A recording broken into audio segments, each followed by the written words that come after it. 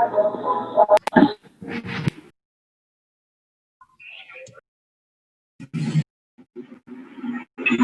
mismo tamaño.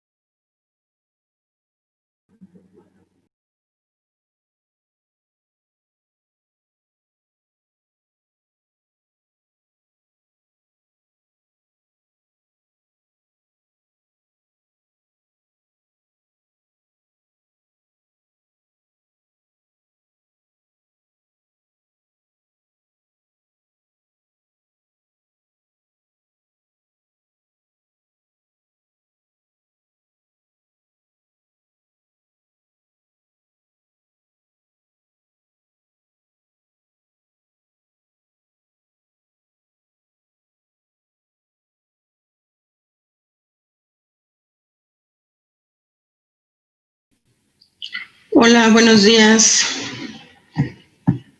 ¿Ya me escuchan? Buenos días. ¿Terminamos de ver leucemias agudas? No, estamos en el tratamiento, ¿no? Faltaba un poquito. ¿O sí terminamos?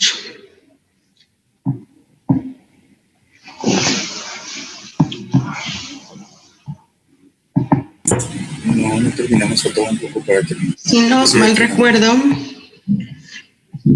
estábamos por terminar el tratamiento de las formas específicas de las leucemias agudas. No tengo mis lentes. Y si no, pues se las menciono rápidamente y ya con esto terminamos leucemias agudas y empezamos leucemias crónicas. Ok. Bueno, entonces les había comentado, les puse un cuadrito que está en su libro, cómo se clasifican las leucemias agudas, linfoides y mieloides. Las linfoides van de la L1 a la L3 y las mieloides van de la M0 a la M7. ¿De qué depende este nombre o este número? De la célula que se está presentando. ¿Cómo vamos a saber qué tipo de célula está ocasionando esa anemia? O sea, ¿cómo vamos a saber que esta leucemia aguda sea ocasionada por promielocitos o por monocitos o por megacarioblastos o precursores de plaquetas con estudios de inmunohistoquímica? Las plaquetas a veces sí se pueden identificar morfológicamente, es decir, con solo observarlas sí se pueden identificar. Pero un promielocito, de un metamielocito, de un mielocito, muchas veces por pura morfología es difícil identificarlos. ¿Qué se hace para esta clasificación? Estudios de inmunohistoquímica. Esto ya lo hemos mencionado, pero lo mencioné muy rápido la última clase. Entonces, la promielocítica, esto entra en la clasificación leucemia aguda mieloblástica M3. ¿Por qué se presenta porque se presenta la leucemia promielocítica? Porque aquí se forma un gen quimérico, el gen PML-RAL. Este gen resulta de la translocación cromosómica de los cromosomas 15 al 17. ¿Qué es translocación? Que un par de bases del cromosoma 15 se mueve al cromosoma 17. Entonces, vamos a tener un cromosoma al que le van a faltar un par de bases y en otro vamos a tener, el cromosoma 17 va a tener un exceso de par de bases.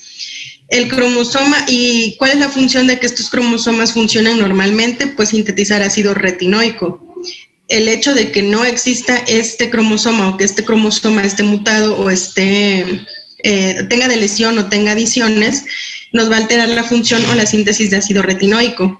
¿Cuál es el tratamiento de este tipo de leucemias promielocíticas? Se usan dosis altas de estos medicamentos, ácido holotransretinoico. ¿Por qué es importante saber si la leucemia o por qué es importante saber qué tipo de célula causa cada leucemia? O porque es importante buscar las mutaciones, porque se pueden dar tratamientos específicos, es decir, terapias blanco, terapias dirigidas para este tipo de células, para detener las fases celulares, para evitar que siga proliferando. Por eso es muy importante tipificar mediante biología molecular, mediante inmunohistoquímica, y tratar de identificar la célula lo más preciso posible. ¿Cuál es el riesgo de estos pacientes, a pesar de que el tratamiento sea pues que todos los pacientes con alteraciones hematológicas tienen alto riesgo de recurrencia o de recaída?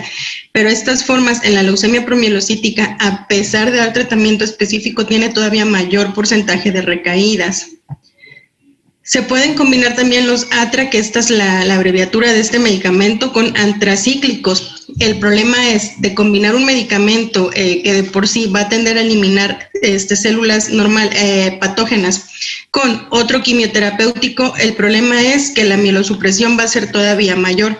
Recuerden, estamos eliminando células neoplásicas, pero también nos estamos llevando en la línea normal, los precursores normales, todas las células maduras o inmaduras que van a ser normales, también no las estamos llevando con la quimioterapia.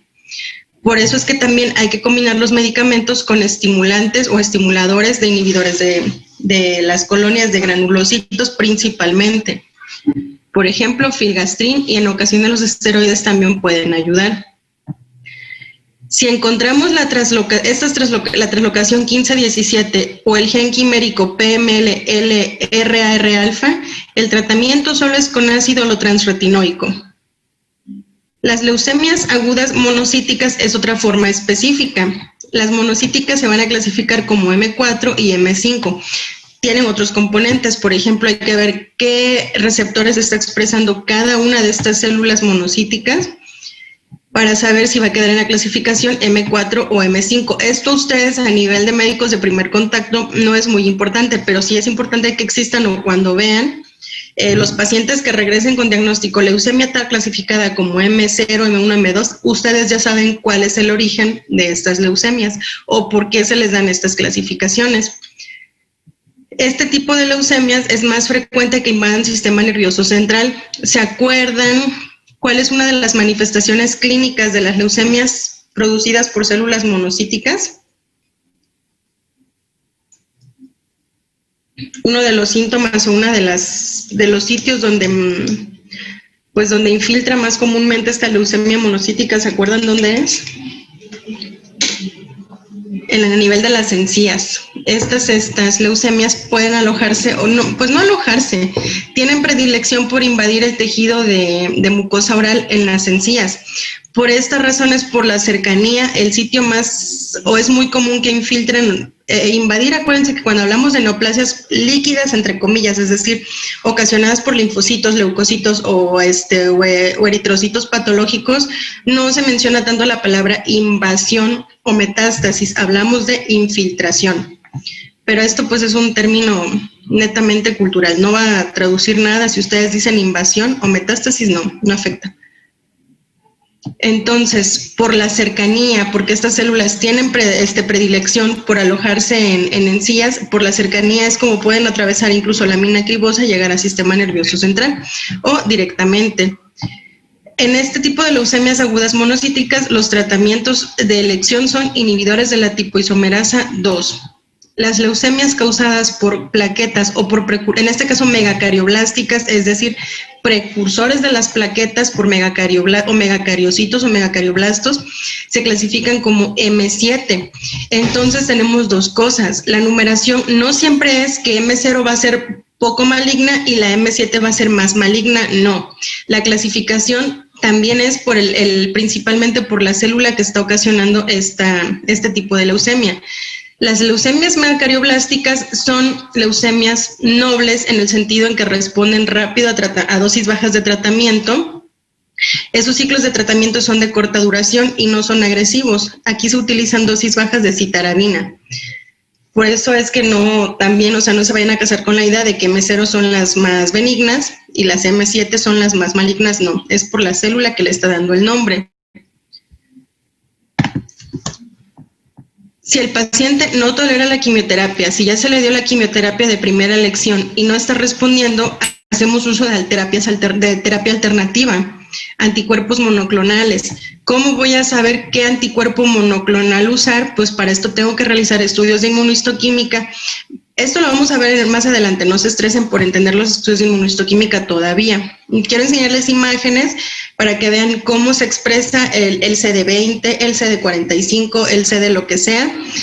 Y las células que expresan esos receptores ya podemos darles terapias blancos, anticuerpos monoclonales, por ejemplo, rituximab, infliximab, el gentusumab, todos los que estos que son anti-CDs, pero esto lo vamos a ver después, anticuerpos monoclonales específicos para esa mutación o para el receptor que se está expresando.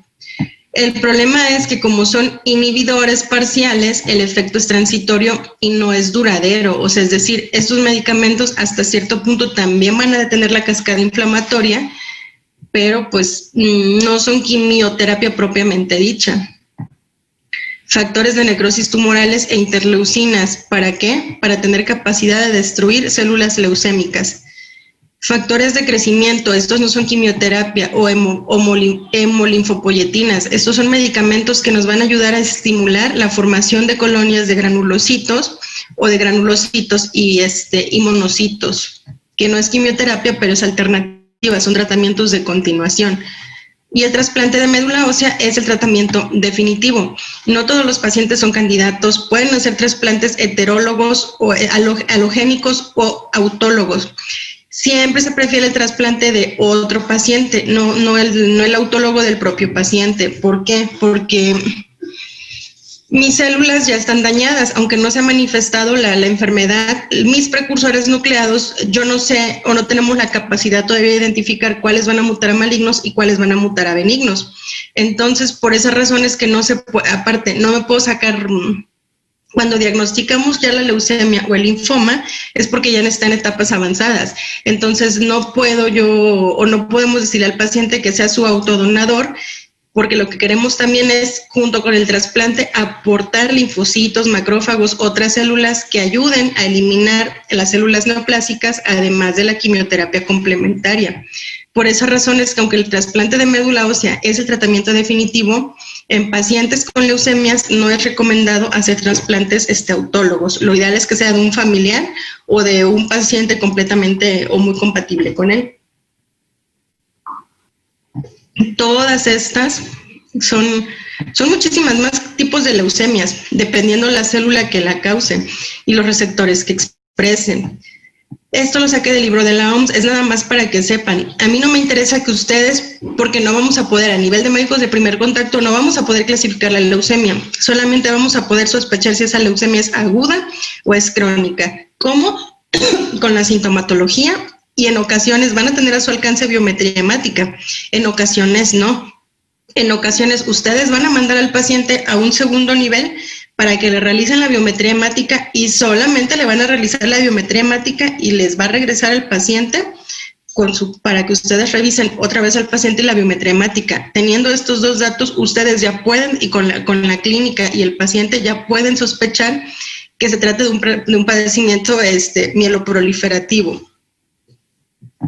Ahorita vamos a ver leucemias crónicas y vamos a entender un poquito las diferencias clínicas entre estos dos. Creo que esta es la última diapositiva. Sí. ¿Tienen alguna duda hasta aquí de las leucemias agudas? A ver, voy a pasearme a ver quién anda por ahí. Daniela, ¿alguna duda que tengas? No, doctora, todo bien. ¿Todo bien? A ver, vamos a ver. Ustedes, ¿qué grupo son? El C, ¿verdad? Ya saqué mis listas. Vamos a ver. José Alberto, ¿alguna duda? ¿Anda por aquí José Alberto? Sí.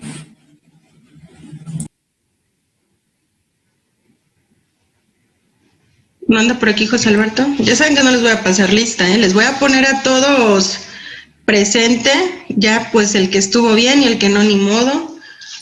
Sí, para mí todos pero... vinieron a clases. ¿Todo bien, José? Sí, todo bien. Muy bien. Bueno, vamos a empezar a ver leucemias. Hoy empecé su tarde un poquito clase. Ya les había comentado que soy en un hospital INSABI, ¿no? Aquí en Saltillo. Entonces, de repente nos salen... Teníamos ya 3 semanas sin pacientes y pues ya empezó a subir otra vez el pico de pacientes con COVID, así que vamos un poquito atrasados en tiempo. Vamos a empezar con las leucemias crónicas. Bueno, a grandes rasgos, las leucemias agudas ya sabemos que lo predominante van a ser células pues blásticas. Blásticas, el origen es o la aparición puede ser un tanto súbita. Los síntomas van a ser prácticamente los mismos que en todos los padecimientos hematolinfoides. Fatiga, disnea, debilidad, puede haber palidez, ictericia muy poco, pero una de las características de las leucemias agudas es que los síntomas tienen un poquito más, su aparición es más rápida, un poquito más aparatosa. A diferencia, ya en la biometría hemática lo principal es el aumento en el número de leucocitos o de linfocitos, pero estas células van a ser de origen blástico o su morfología va a ser de blastos, es decir, son células inmaduras. Faustino Ibarra, que te ando viendo por aquí, ¿sí entiendes el concepto de células maduras o inmaduras? Sí, doc. Ok, entre más inmadura sea la célula, quiere decir que es más indiferenciada. Entonces, entre más indiferenciada sea, más difícil va a ser tratarlas. ¿Por qué? Porque yo no sé, puedo dar tratamiento, por ejemplo, dirigido para anticuerpos CD20 y resulta que esa célula se va a transformar o estaba programada para transformarse en un megacariocito. Entonces, puede ser que el medicamento no le esté funcionando en este paciente. Por eso es que son más difíciles de tratar. Entre más inmadura sea la célula, menos receptores van a expresar en las superficies, más difícil va a ser detectar esos receptores por estudios, con estudios complementarios como electroforesis de proteínas, como inmunohistoquímica, como inmunofluorescencia. La biología molecular pocas veces falla. Esa es la importancia o por qué se dividen en agudas y crónicas. Las leucemias crónicas tienen la particularidad de ser indolentes. Indolentes, ¿qué quiere decir? Que pueden estar en el organismo y pasar desapercibidas muchísimos años sin dar ningún síntoma, nada de cuadro clínico, simplemente estar ahí. Al ser indolentes, al no dar ningún síntoma, al no ocasionar molestias, se convierten en padecimientos de larga evolución. ¿Qué pasa con estos pacientes? Estos pacientes acuden a valoración, un ejemplo X, paciente diabético que tiene fatiga, que tiene un poquito de palidez, acude a estudio con ustedes, le realizan biometría hemática, química sanguínea, todo, y se dan cuenta que tiene aumento en el número de linfocitos o de leucocitos. Los frotis de sangre periférica pueden ser normales o les pueden reportar hiperplasias de algunas series. ¿Cuáles? Serie serie granulocítica o serie linfocítica, pero solamente hiperplasia. Hiperplasia, ¿qué quiere decir? Que están proliferando. Esta proliferación, ¿cómo puede ser? Puede ser reactiva o puede ser maligna. No tenemos forma de saberlo porque son pacientes que acuden sin aparente foco infeccioso y sin ninguna otra sintomatología. Por eso es que estas leucemias pasan desapercibidas y son diagnosticadas cuando ya tienen cuando el número de estas células ya proliferó y ya está dando sintomatología. Y eso es lo que les acabo de mencionar. Hay ausencia de células diferenciadas. Prácticamente las células que vamos a encontrar son normales o están en estadios normales de maduración. Son 3 grandes grupos. Son muchísimas más las leucemias crónicas. En su libro toma 3 grupos. Las granulocíticas crónicas, granulocíticas ya sabemos que pueden ser neutrófilos, basófilos o eosinófilos. Linfocíticas, pues ya sabemos que son linfocitos B y linfocitos T. A ver, ¿quién anda por ahí? Daniela, ya aquí te estoy viendo en la pantalla, ¿eh? ¿Sabes qué son las leucemias de células peludas? Doctora, ¿Daniela qué? Daniela, ¿cuántas Danielas hay? A ver. Ya no sé cuál Daniela, a ver. Daniela Street Quevedo Ábalos.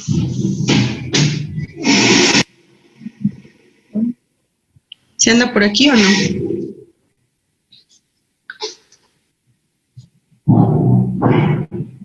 Bueno, ¿alguien leyó qué son las leucemias de células peludas? Creo que es cuando en el frotis sanguíneo se ve la célula, no recuerdo, creo que eran los linfocitos, se ve como con pelos o ramificaciones. Así es, son linfocitos de tipo B. Simplemente, ¿por qué no entran como linfocíticas? Porque cambia, uno, la morfología y cambia el tratamiento y cambian los receptores que se están expresando en la superficie. Exactamente, la configuración morfológica del linfocito B cambia y da prolongaciones citoplasmáticas similares a pelos y ya pues históricamente se le quedó leucemia de células peludas. ¿Qué tenemos que saber de la leucemia granulocítica crónica?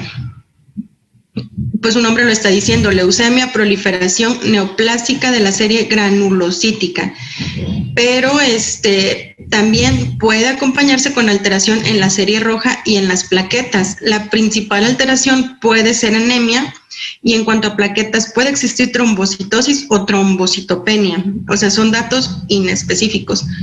Las anemias prácticamente van a ser de tipo microcítica e hipocrómicas, o sea, tampoco el cuadro clínico con el hallazgo de laboratorio no nos están diciendo mucho. Una particularidad de estas anemias es que existe traslocación del cromosoma 22 al cromosoma 9. Es decir, un par de bases se están moviendo del cromosoma 22, se están moviendo al cromosoma 9. Y si encontramos esta traslocación, ese cromosoma se llama cromosoma Filadelfia y así se va a reportar en el estudio de biología molecular. Existe o presencia de cromosoma Filadelfia o traslocación del cromosoma 22 al cromosoma 9. Son poco comunes en niños, esa es otra diferencia. Es más común en adultos, en varones relativamente jóvenes, entre 40 y 60 años, y tienen predilección varones sobre mujeres en una proporción de 3:2. Se clasifican en tres, en su libro las clasifica en tres formas, típica, atípica y juvenil. Típica, ¿cuál va a ser? Cuando el cromosoma Filadelfia está presente. Atípica es que el cromosoma esté ausente. Y la juvenil, pues, o atípica del niño. ¿Por qué esta es atípica? Porque no es frecuente encontrarla en adultos, en jóvenes o en niños. Y evidentemente, al ser juvenil o entre más joven esté el paciente, el pronóstico va a ser un poco más sombrío y va a ser más difícil de tratar. Aquí, ¿qué sucede? El aspirado de médula ósea no es muy útil. ¿Por qué? Porque solamente nos van a reportar, la biopsia de médula ósea, hiperplasia granulocítica. Es decir, van a decir que hay hiperplasia en la serie linfoide, que hay hiperplasia en la serie eritroide o hiperplasia de granulocitos. La hiperplasia solamente quiere decir aumento en el número, sin cuadro clínico complementario, sin otros datos clínicos, por ejemplo, de enopatías, esplenomegalias, sin otros hallazgos en biometría hemática. La hiperplasia granulocítica no traduce nada. No hay forma de saber si estos linfocitos o granulocitos son malignos porque son prácticamente normales. La médula, ¿ustedes ya leyeron el artículo? ¿Sí se los pasé o los dejé que investigaran el artículo de médula ósea? A ver, Dayami, ¿andas por ahí?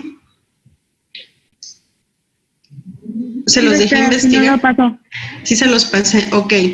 ¿Qué es la fibrosis? Nayeli Vidal López, ¿qué es la fibrosis? ¿Cómo se evalúa o para qué me sirve ver fibrosis en la médula ósea?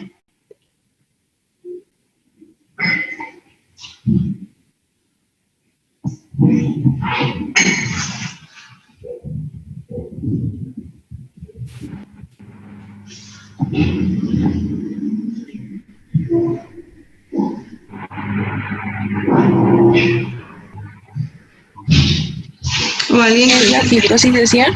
La fibrosis. ¿Para qué me sirve o para qué? En la médula ósea, ¿para qué se evalúa o se valora la fibrosis?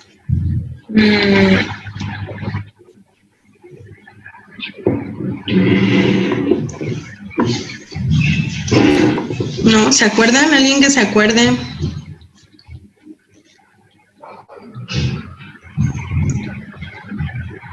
Bueno, acuérdense, no importa. Luego lo vamos a ver más adelante cuando les dé los ejemplos de cómo se ve la morfología o cómo se ven las células alteradas en el frotis de sangre periférico, en el aspirado y en la biopsia de médula ósea. La fibrosis, acuérdense que esta leucemia es típica o predominante de adultos entre 40 a 60 años. ¿Qué es lo que está pasando en estas médulas óseas? Estas médulas óseas de pacientes ya adultos ya no tienen la misma capacidad de formar células sanguíneas como están con los niños. Entonces, en el organismo, lo que no se usa se atrofia.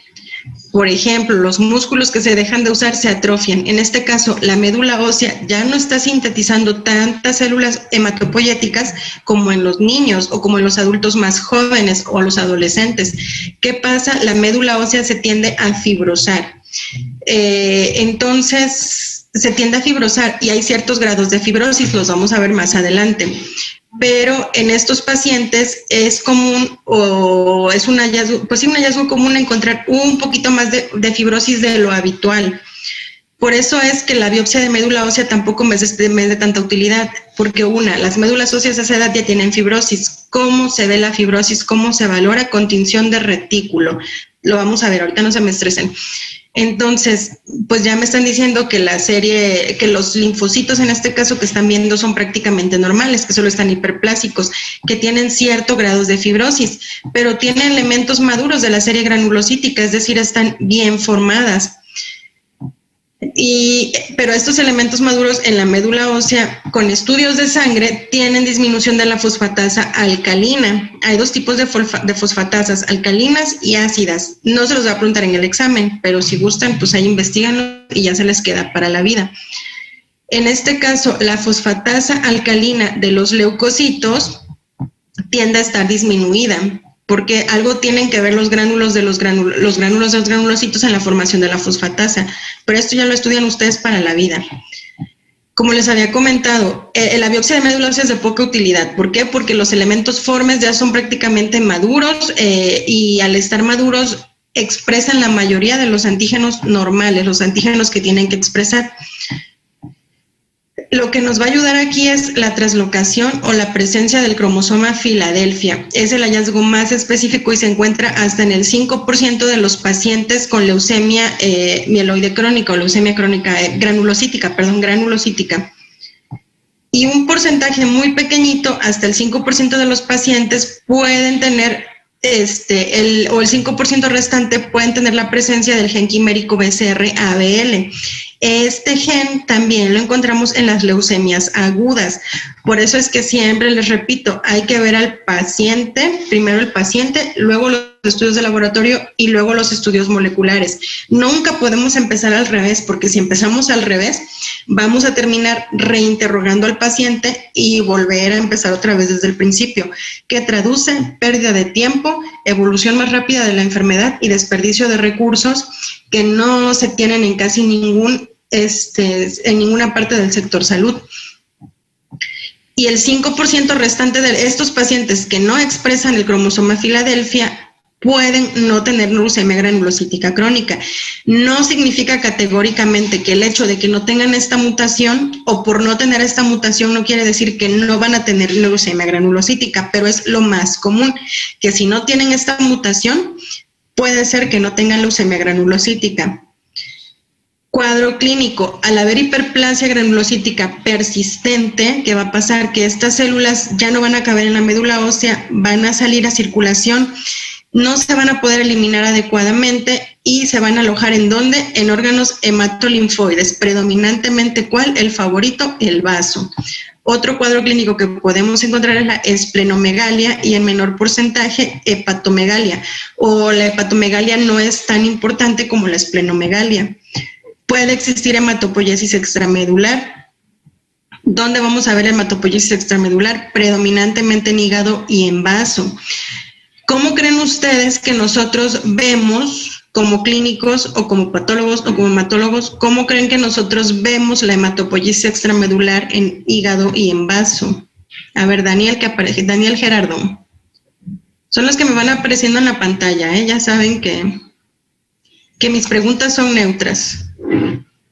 ¿Cómo crees tú que nos podemos dar cuenta que existe hematopoiesis extramedular?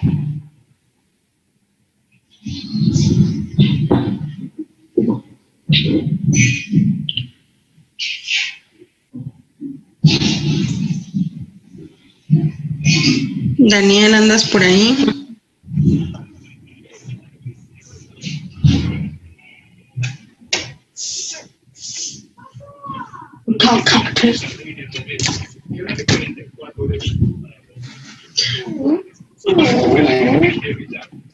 No escucho.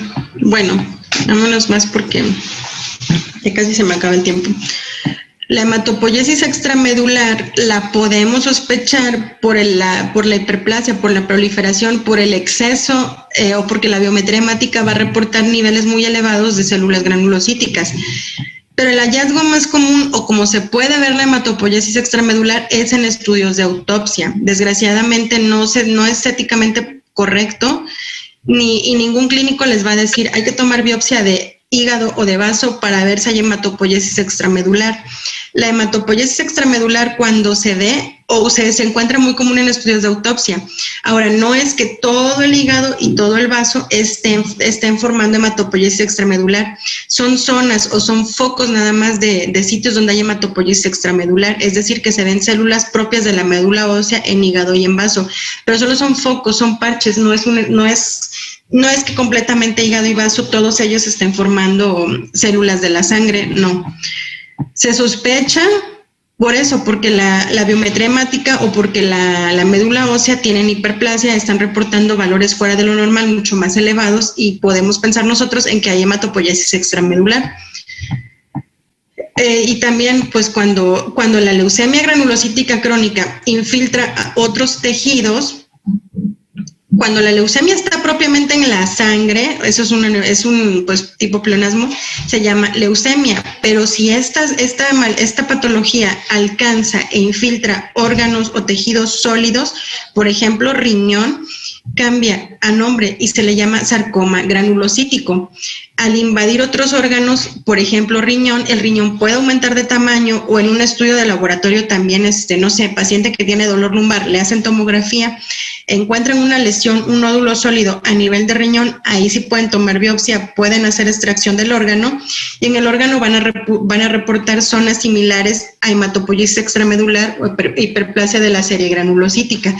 Si estas células las encontramos en otros órganos, el más común es el riñón, se le llama sarcoma granulocítico o cloroma. ¿Por qué se le da este nombre? Porque, pues antes mencionaban que los órganos al tener contacto con el cloro tomaban un tono verde amarillento, y por eso es que les pusieron cloroma. Los órganos que están invadidos o infiltrados por leucemia granulocítica tienden a tomar ese color verde amarillento, como tipo similar al de la vesícula biliar, y pues por eso le dejó ese nombre histórico, cloroma o sarcoma granulocítico. Entonces, si ustedes ven pacientes que le extrajeron, un ejemplo, el riñón, y les están reportando sarcoma granulocítico o un cloroma, ustedes ya saben que es leucemia granulocítica crónica. ¿Ok? Vamos a pararle aquí y en la siguiente clase vamos a continuar con las leucemias crónicas, ¿ok? Ahorita les mando el enlace en unos 10 o 15 minutos. Bye.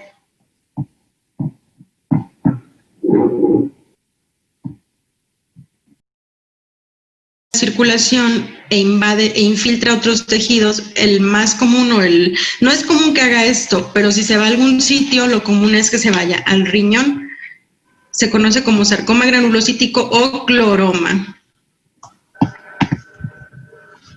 ¿Cuál es la causa? Desconocida. ¿Por qué? Porque son mutaciones el 95% de los pacientes que tienen anemia granulocítica crónica es por mutación del cromosoma Filadelfia. Causa es desconocida. Se observó un buen porcentaje de personas en la explosión de Japón de la bomba nuclear en 1945. Muchos adultos expuestos a estas grandes dosis de radiación, con el paso del tiempo presentaron leucemias de tipo granulocíticas crónicas. Y bien, los que no desarrollan, obvio no todos desarrollaron, un buen porcentaje de adultos sí, o se observó aumento en la frecuencia de este tipo de leucemia. Hay pacientes que no desarrollaron, pero descendencia de ellos, o incluso hasta la fecha, descendientes de esos descendientes tienen estas mutaciones. ¿Por qué? Porque son mutaciones a nivel cromosomas, que si bien no se pueden expresar en todas las generaciones, con la evolución o con el paso del tiempo, con algún detalle, esas mutaciones se pueden heredar, no son cromosómicas, no son dominantes ni son recesivas, pero la mutación se puede heredar.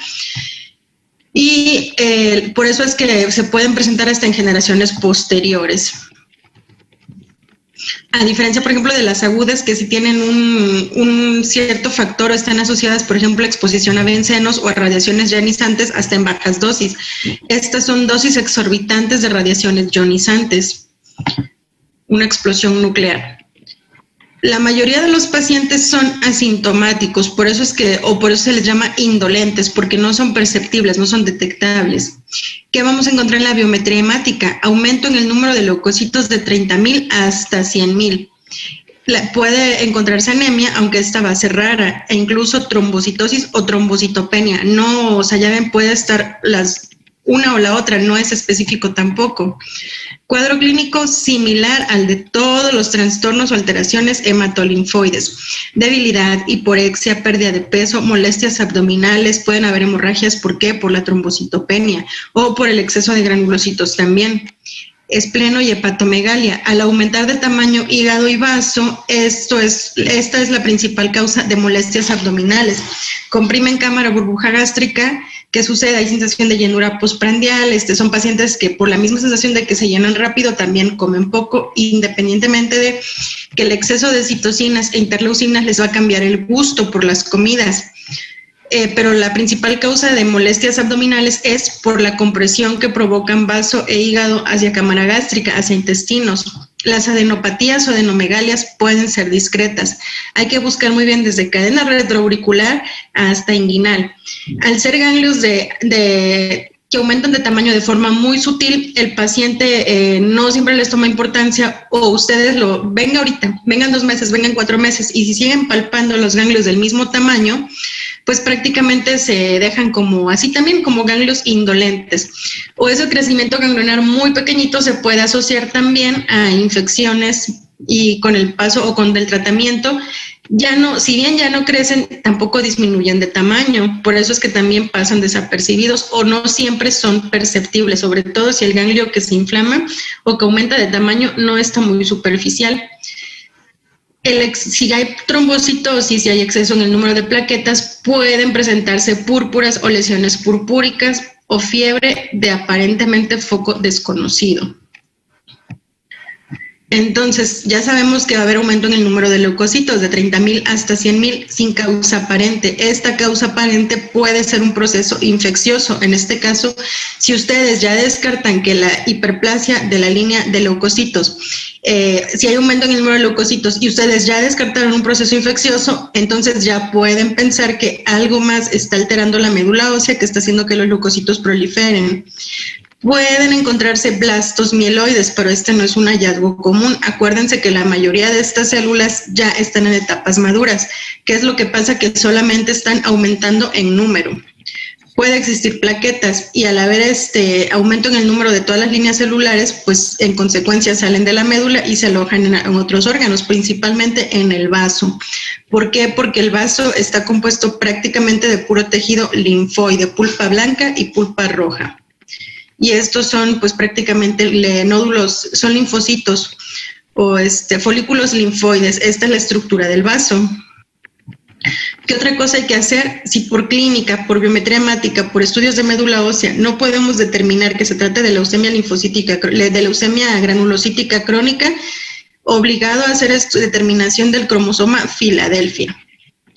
Y pues otra vez buscar la fosfatasa alcanila leucocitaria, que esta va a estar elevada. La fase tiene 2 fases, la fase crónica y la fase acelerada. Fase crónica, pues se conocen en fase crónica porque prácticamente cuando los detectamos es porque ya está muy avanzada la enfermedad. Pueden estar en esta etapa desde 3 hasta 4 años, estables, y responden a tratamiento la mayoría de los pacientes. Pero un porcentaje muy pequeñito, esta fase crónica se va a transformar al recibir la quimioterapia. Este tipo de leucemia se vuelven agresivas y resistentes, se agudizan, entonces se transforma en leucemia aguda. ¿Qué sucede? Ya se vuelve una leucemia aguda, no es granulocítica, aquí ya se llamaría mieloide. ¿Qué va a pasar aquí? Que ya vamos a encontrar blastos en sangre periférica. Para encontrar blastos en sangre periférica quiere decir que en la médula ósea ya tenemos hasta 20% de blastos. Menos de estos porcentajes de blastos en médula ósea es poco común que los encontremos en la sangre periférica.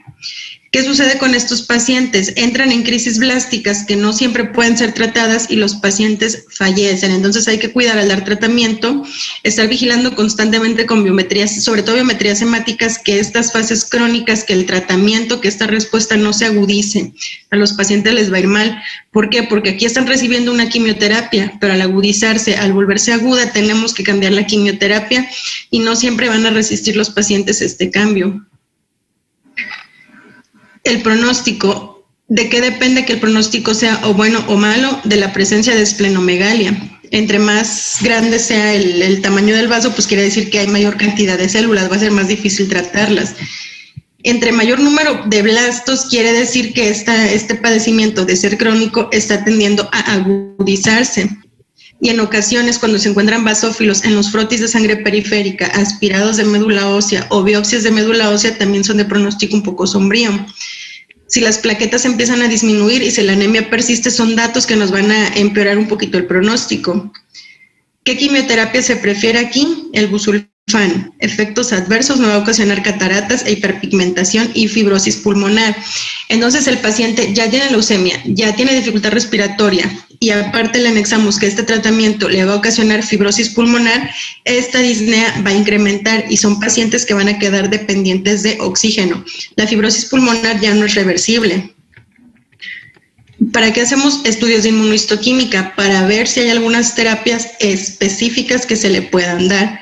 Si estas células están expresando receptores anti-CD20, nosotros podemos ocupar medicamentos como imatinib o rituximab o infliximab o todos los que terminan en AP y en IP, que son terapias blanco. Se pueden usar también interferones e hidroxiurea, que es lo que más comúnmente se tiene aquí en México. El trasplante de médula ósea es lo único que es curativo, pero pues ya sabemos que no puede ser autólogo. Y este solamente se va a hacer cuando el paciente es menor de 55 años y si no ha remitido, si no ha presentado mejoría con la quimioterapia de elección. ¿El pronóstico de qué depende? Del tiempo de evolución, en qué estadios, entre más tardíos se detectan estos pacientes, pues va a ser más difícil tratarlos. Entre más joven o más infante o más niño sea el paciente, es de peor pronóstico, sobre todo cuando aparecen lesiones dérmicas u organomegalia. También hay que tener cuidado. Otras enfermedades que presentan organomegalia que no sean leucemias, a ver, José, que te estoy viendo, ¿cuál sería? ¿Qué otra enfermedad presenta organomegalia que no sea leucemia ni linfoma?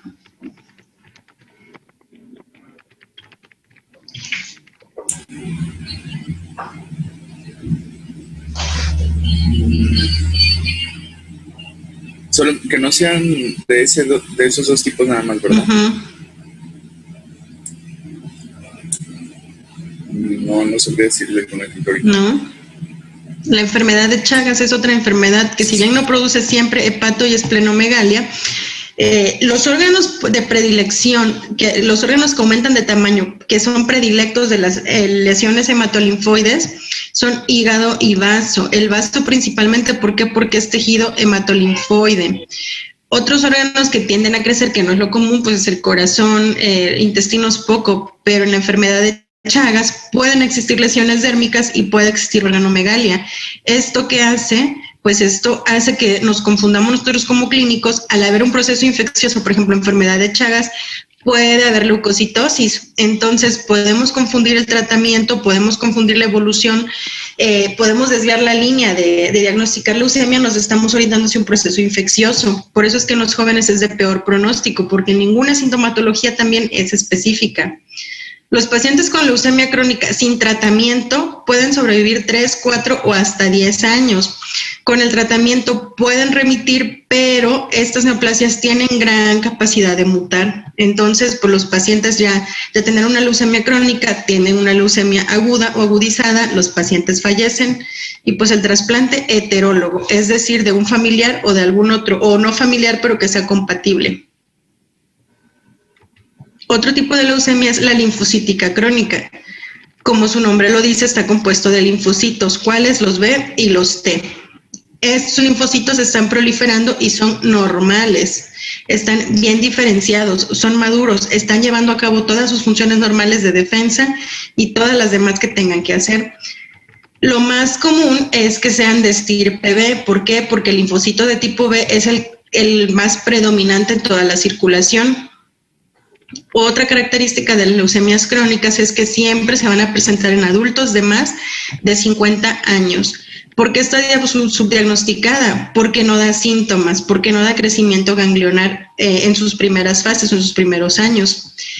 Pero ¿por qué si los linfocitos están proliferando? Son normales, son maduros, porque están ocasionando leucemia, porque estos linfocitos no se están destruyendo, están sobrepasando los límites de su vida media, están excediendo el tiempo de vida media, entonces no se están eliminando y se acumulan en otros órganos. Órgano en el que se acumula el linfocito B en exceso, ¿cuál creen que es?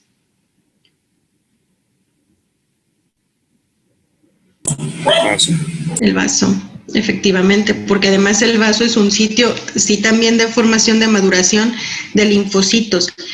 Entonces, estos linfocitos son normales, pero su vida media está muy prolongada, no se están eliminando adecuadamente, se acumulan en otros órganos, principalmente vaso, hígado y en el sistema hematolinfoide, por ejemplo, en ganglios linfáticos.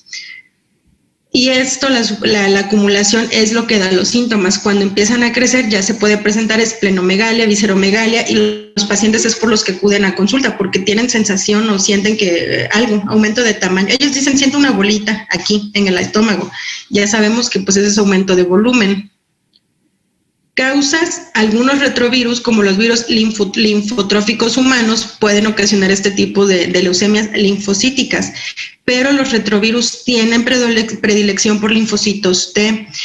Puede existir predisposición genética, por ejemplo, alteraciones cromosómicas, la trisomía 12, o adición de material genético al brazo largo del cromosoma Q. Ahí ustedes investigan qué son estas trisomías, la 12 y la 14. Para que más o menos sepan, la mayoría de estas dos son incompatibles con la vida, pero pues léanla porque así es como se han encontrado.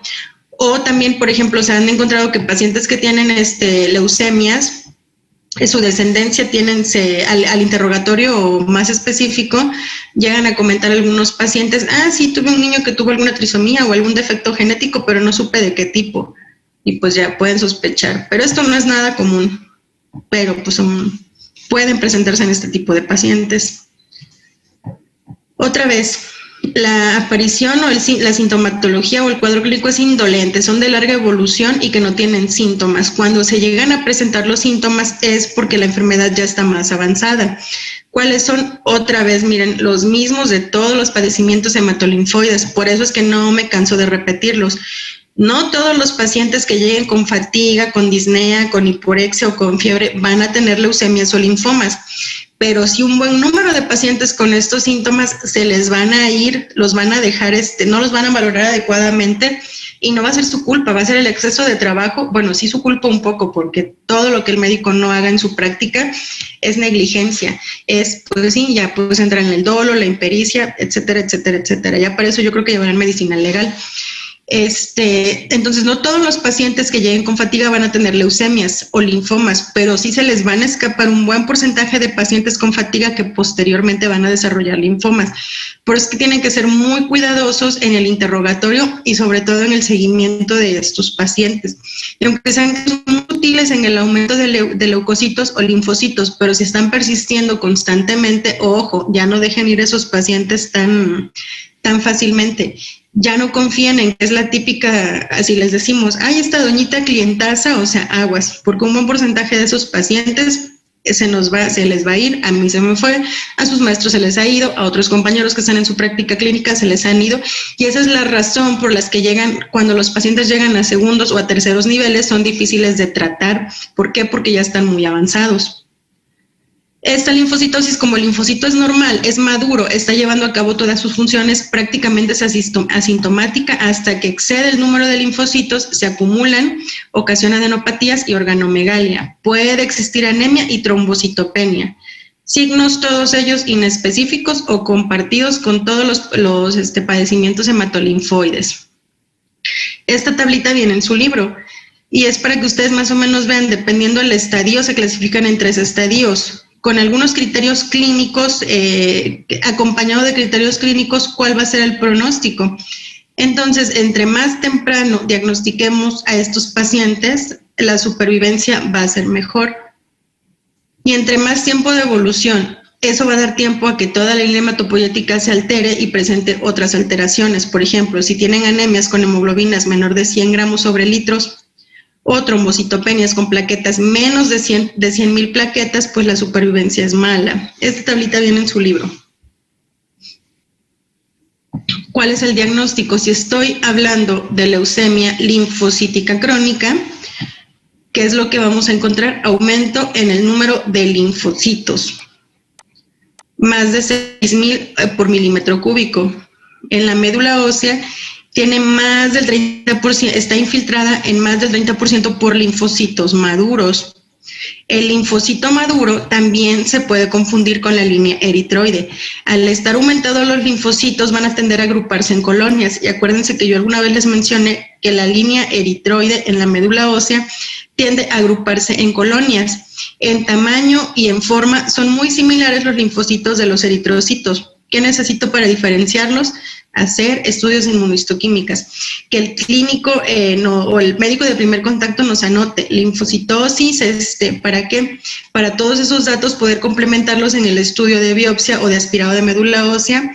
Es que el médico, el patólogo, el de laboratorio que vaya a ver este estudio no pase por desapercibido, no los pase por alto estos hallazgos. Entonces, médula ósea tiene más del 30% de linfocitos maduros. Si los linfocitos maduros aumentan en la médula ósea, ¿qué pasa? Pues aumentan en la circulación. Si aumentan en la circulación, se van a otros órganos, principalmente el vaso. La mayoría de los linfocitos, como en la mayoría de las leucemias linfocíticas o linfomas, la mayoría de los linfocitos son de tipo B. Pero para poder yo decir que esta leucemia de linfocitos B es linfocítica crónica, estos linfocitos B maduros tienen que expresar estas dos moléculas en la superficie, CD5 y CD23. Esto los vamos a ver más adelante. Y es cuando presentan esto, esta expresión de CD5 y CD23 también la pueden presentar algunos linfomas en fases leucémicas. Entonces ya se empieza a complicar porque tenemos leucemias compuestas por linfocitos, pero también tenemos linfomas que están compuestos por linfocitos, pero que pueden estar en fases leucémicas. Lo vamos a entender cuando veamos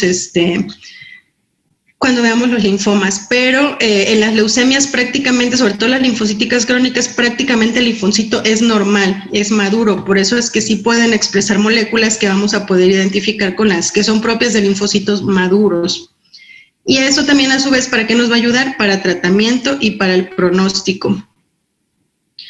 ¿Cuál es la función de las células B? A ver quién anda por aquí. Omar López. ¿Cuál es la función de las células B?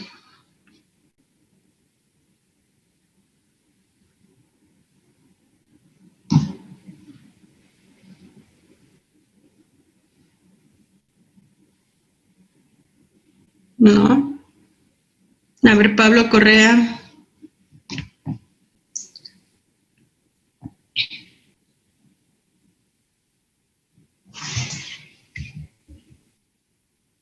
Bueno, ahí las estudian. Pero entre otras, una de la principal función de las células B o los precursores B, o los precursores, las células, los que van a dar a todas las células de tipo B, no nada más son linfocitos. Derivados de las células B también tenemos a las plaquetas y también vamos a tener a las células plasmáticas. ¿Cuál es la función de las células plasmáticas? La síntesis de las inmunoglobulinas. Las inmunoglobulinas que van a ayudar, entre otras cosas, a la defensa. Entonces, cuando hay alteraciones inmunológicas de células B, puede haber otros síntomas u otras patologías acompañantes. Por ejemplo, disminución en el número de inmunoglobulinas, y esta disminución ocasiona tendencia a desarrollar complicaciones infecciosas. Existen enfermedades autoinmunes también, en especial la anemia hemolítica autoinmune, que también se pueden acompañar o asociar a leucemias linfocíticas crónicas. Esto también lo vamos a entender todo lo de los tipos de... En la próxima clase que ya les explique más o menos de qué receptores expresa cada linfocito, que veamos médula ósea, que ya les explique cómo cómo se expresan todos estos CDs, ya lo vamos a entender un poquito mejor.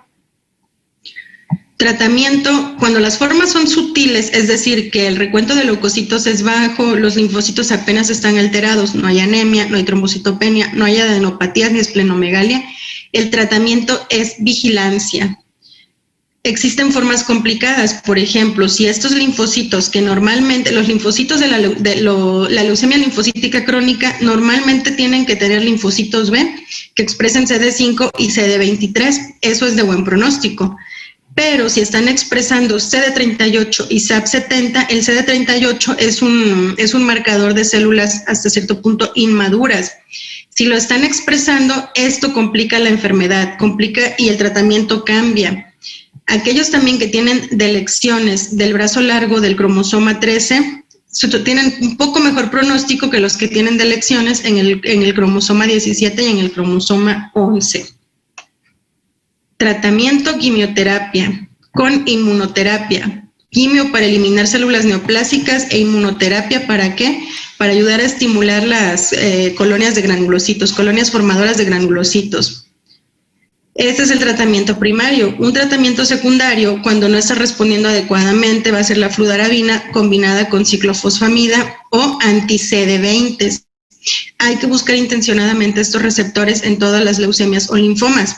Si lo están expresando, podemos dar tratamiento con rituximab. El rituximab es un anti-CD20, es decir, va a eliminar a las células CD20, que las células CD20 son linfocitos linfocitos B. ¿Cuál es lo que se espera? Pues que se disminuya la carga tumoral y el número de leucocitos.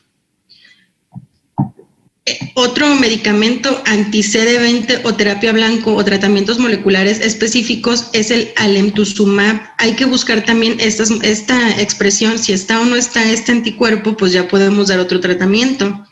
¿Cuándo me va a servir? Acuérdense que yo les dije que todas las enfermedades hematológicas, todas las células tienden a mutar para protegerse principalmente, para protegerse de ser destruidas. Entonces, si estas leucemias se agudizan también, hay que dar tratamiento de rescate o de recaída. Pero pues entre más agresiva, más específica sea la neoplasia, también más la quimioterapia, más inmunosupresora se vuelve. Y trasplante alogénico, es decir, de un pariente cercano que sea muy compatible o de otra persona. El donante casi siempre termina siendo un familiar, puede ser hermano, los papás o las mamás, pero el trasplante siempre en menores de 50 años. ¿Por qué no en mayores? Porque la médula tiende a fibrosarse, entonces pues tampoco de nada va a servir trasplantar células o elementos formes de la sangre a un sitio donde ya prácticamente está dejando de funcionar, donde es fibroso, donde ya no va a poder circular con la médula. La supervivencia pues no es muy buena, puede ser desde 5 hasta 15 años, ¿de qué depende? De la etapa clínica y del estadio y del tipo de linfocito que estén expresando. Y pues si las neoplasias son de tipo B, son de mejor pronóstico. Las neoplasias de tipo T siempre van a ser de peor pronóstico y tienden a sobrevivir máximo 3 años aún con tratamiento. Y el último grande grupo de estas que toma su libro, porque son muchísimas más, pero yo creo que estas son de las más comunes en México, son la leucemia granulocítica y la linfocítica crónica, son los dos grandes grupos. La leucemia de células peludas no es muy común, pero sí se llega a presentar. ¿Por qué? Porque está ocasionada por linfocitos B, y el linfocito B es de las células más abundantes en el organismo. De los linfocitos, entre B y T, el B es el más abundante. ¿Qué sucede? Que el citoplasma de estas células tiene prolongaciones, pero aquí ¿qué está pasando? Esta molécula, la fosfatasa ácida, recuerden que les dije que había fosfatasa alcalina y fosfatasa ácida. Entonces, pues aquí ya prácticamente les estoy diciendo que la fosfatasa ácida se encuentra prácticamente en todos los linfocitos. La fosfatasa ácida resistente a tartrato es positiva y se conoce, o su abreviación es TRAF.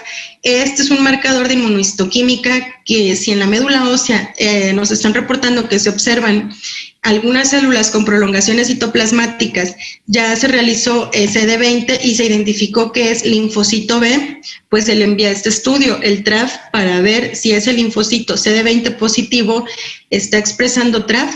Con este marcador ya podemos decir que es leucemia de células peludas. Y eso es lo que vamos a encontrar, las médulas óseas infiltradas por células peludas. Otra vez la fibrosis, ¿por qué? Porque todas este tipo de leucemias crónicas tienden a presentarse más en adultos. Esplenomegalia, y aquí sí puede haber adenopatía, sobre todo cuando ya está muy infiltrado, cuando el volumen de la carga tumoral ya es muy elevada. Causa desconocida, puede ser que se asocie a algunos retrovirus. El cuadro clínico, puede existir pancitopenia moderada. La debilidad por la anemia, si es que se presenta anemia, y cuando hay trombocitopenia, pues puede existir también hemorragia o sangrado e infecciones recurrentes. Acuérdense que las células B, entre otras cosas, se van a diferenciar también en células plasmáticas, y las células plasmáticas van a dar lugar a las inmunoglobulinas. Si se está alterando esta línea de inmunoglobulinas, pues el paciente se vuelve susceptible a infecciones recurrentes. ¿Cuál es el diagnóstico? Este se presenta en hombres un poquito más jóvenes, pero pues la mediana de la edad sigue siendo prácticamente la misma y siempre tiene predilección por los hombres. Aquí, a diferencia de las otras dos leucemias que ya vimos, aquí sí se puede acompañar de pancitopenia y esplenomegalia. Y pues los linfocitos peludos se pueden, así se ven los linfocitos con prolongaciones citoplasmáticas, pero pues ya se le dejó peludos e históricamente pues ya por tradición, por usos y costumbres, como es aquí en México, y así se le llama leucemia de células peludas. Son peludos, así se pueden ver en el frotis de sangre periférica, en el aspirado y en la biopsia de médula ósea, principalmente en médula o en vaso. Si estamos viendo linfocitos peludos en el vaso, es que prácticamente estamos viendo un espécimen de autopsia. O que a este paciente se le hizo esplenectomía, el vaso se mandó a estudiar, que así es como debería ser, que al paciente se le haga esplenectomía como tratamiento, como parte del tratamiento, y encontrarlo, pero pues la realidad es que no, la realidad es que la mayoría de los especímenes que se estudian es en autopsia. El tratamiento, solamente cuando hay pancitopenia y cuando hay síntomas. Otro tratamiento es la esplenectomía, como en la mayoría de los procesos de leucemias. Interferón alfa cuando hay resistencia y la pentostatina, clorodexoadenosina.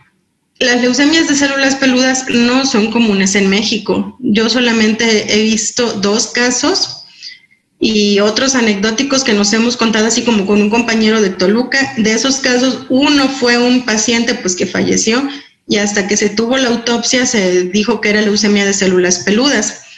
Los tratamientos, básicamente aquí lo que más nos ayuda son los anti-CD20, es decir, rituximab y anti-CD52, siempre y cuando estos linfocitos CD20 expresen estos receptores o tengan receptores para estos antígenos. Y pues ya, con esto acabamos las leucemias crónicas.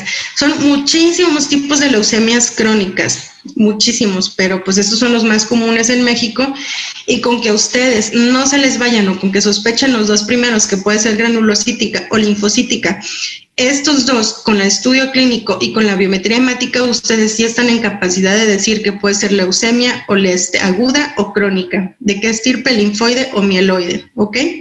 La próxima clase ya les voy a poner ejemplos de cómo se ven las células en frotis, en médula ósea, cómo se expresan o qué son los CD20, qué son los CD3, cuáles son los marcadores de linfocitos B, de linfocitos T, de células plasmáticas, para que ya todos estos conceptos queden un poquito más claros. ¿Por qué? Se los voy a decir en la siguiente clase, porque de ahí nos vamos a ir a linfomas. Y en los linfomas todos se van a clasificar por la expresión de los CDs, ¿ok? Bueno, pues nos vemos en la siguiente clase y vayan repasándola en sus libros pues de inmuno y en el Robbins de patología viene muchísimo todo esto de los CDs, ¿ok? Nos vemos, gracias, cuídense mucho. Igualmente, doctora, que tenga buen día. Gracias, bye.